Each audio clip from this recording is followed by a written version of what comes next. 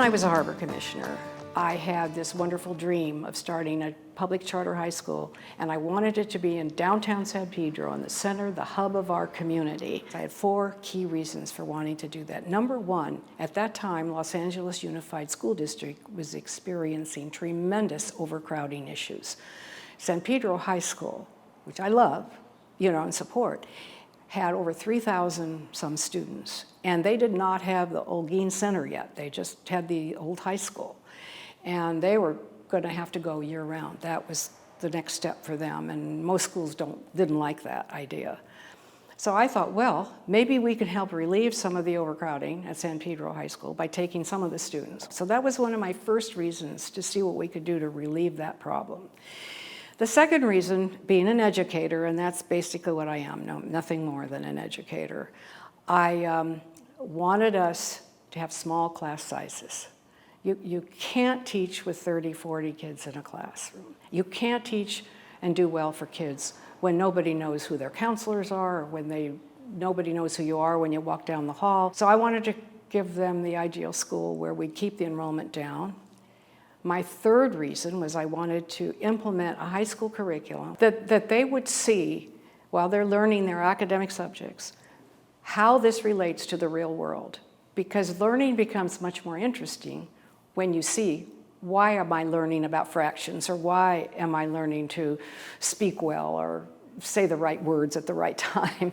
Now they understand. And so I wanted them to have a curriculum that would teach them what they're supposed to learn, but also relate that to the real world in which they live. And then the last main reason I wanted to found it is I wanted a school in downtown San Pedro. I wanted it down here, right at the hub of the community, the real San Pedroan community. And I wanted the campus to be open so that students could, if they needed to have art projects, they could go down here and have internships with the artists.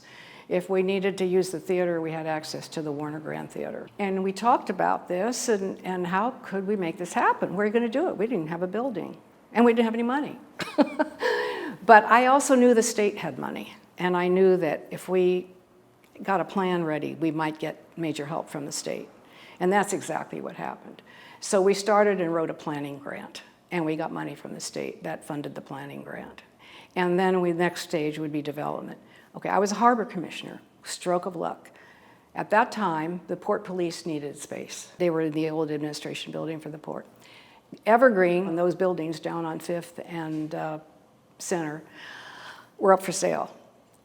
And so, because the police department needed space, I talked the board of the harbor commissioners into say, well, could we have one of those buildings? And that's what they did. The port bought all 3 buildings, and we finally moved in. And the port charged us a hefty rent. We hope we're going to be able to make it. My big worry was, I wonder if any students will come. So we just plugged along, and we got enough students to be able to support ourselves, because you get reimbursed. It's a public charter school, and you're reimbursed for your students just like the regular schools are. And the nice thing is, it had to be open to everybody. We couldn't pick and choose. A lot of people accuse charter schools, they're just going to pick the cream of the crop. That's not true. Not in public charters. And we were a public charter. We were affiliated with LAUSD, which was good, thank heavens. And so every kind of student imaginable came.